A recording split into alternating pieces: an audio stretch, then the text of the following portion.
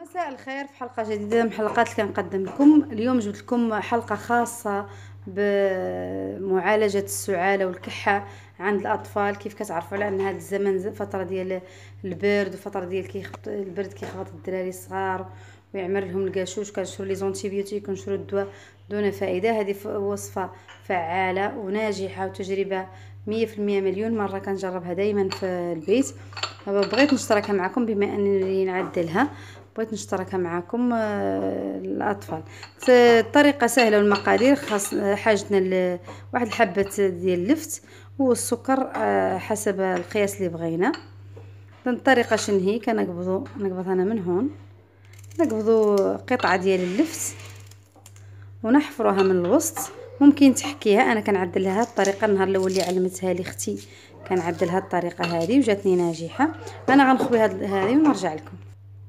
دمي خويتها بهذا الشكل هذا، شفتوا عدلت فيها قار. اللي نعدلها في كاس ولا في قرعه، انا نعدلها في كاس ونعمرها بالسكر حبيبات، سكر سنيده بهذا الشكل هذا. ولي نديرها في نغطيها بالسلوفان ونديرها في الثلاجه تبات ليله كامله، وغدا نعدلكم شنو نعدلوا به. الوصفه الثانيه اللي كتماشى مع الخليطه ديال اللفت اللي قلت لكم قبيل، هاد الوصفه هذه كنعطوها لهم في الصباح، والوصفه ديال اللفت كنعطوها لهم في الليل قبل النوم. هاد الوصفه هذه هي شنو هي؟ 7 ديال الحبات ديال القرنفل. انا حسبتهم هنا 7، شفتوهم 3 6 7. كنديروهم في قاروره بحال هكا، كنكبوا عليهم الزيت تقريبا، كنكبوا عليهم كاس كبير ديال الزيت، كاس ديال العنبه الكبير، ونخلوهم واحد يومين. نغطوهم بالالومنيوم ولا نديروهم في بلاصه مظلمه. ما نديروهم في الضوء، خاصنا نديروهم في شي بلاصه مخبيه عن الضوء. ونخلوهم واحد يومين اللي يطلصنا هذاك القرنفل في الزيت. كنعطوه لهم في الصباح، واللفت كنعطوه لهم في الليل. صدقوني 3 ايام بالحساب الطفل ديالنا ما كيبقى فيه حس الكحه ولا القاشوش ولا كيبر نهائيا باذن الله.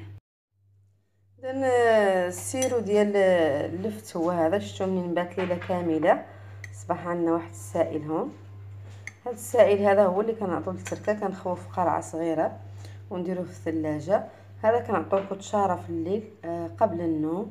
وهذا الخليط ديال الزيت والقرنفل، هذوك الحبات ديال القرنفل اللي قلت لكم، كنعطوهم في الصباح مع معلقه ديال العسل، معلقه ديال هذا الزيت هذا، ونخلطوها مع معلقه ديال العسل باش الطفل ما يقندي، ونعطوهم للطفل. وبالتالي عدلنا انتيبيوتيك للتركه طبيعي جدا وبمواد بسيطه وتفاديا للادويه ومخاطرها، واللي ما يمزياشي كنتمو نشرو لهم من دواء لدواء ما يبراو. هادو الطرق جربتهم شخصيا مرات ومرات، فعالين في الكحه.